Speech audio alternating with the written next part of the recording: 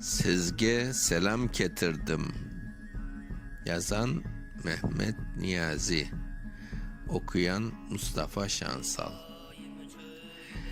Bizge Kırım bir çakrım bolsa da köp vakitler bir haber alamadık. Asretlikten gözlerge jaş tolsa da yeşil yurtka yol tabalmadık. Sonra duyduk karanlıklar aşılgan, güzel Kırım yeşillengen, şenlengen, Şatır dağdan güneş nuru şaşılgan, millet yurtta bayram yasap eğlengen. Mında tuğan kartlarımız canlandı, hanlık tuyup süyüngenden cılaştı. Yurt kaygısı çekken caşlar atlandı, caş yigitler jetken kızlar oynaştı.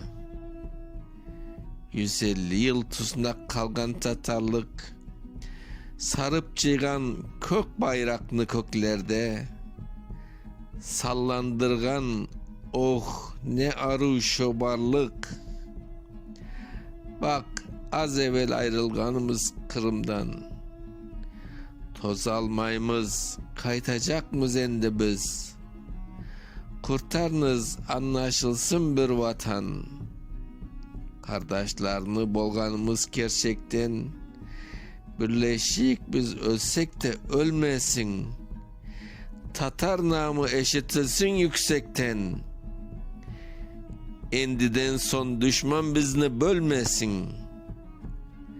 Tatarlıkını yaşatacak caşlarga Dobruca'dan 1000 ihtiram getirdim. Yurt kaygısın çekken kızga, caşlarga ak yürekten taşkan selam getirdim.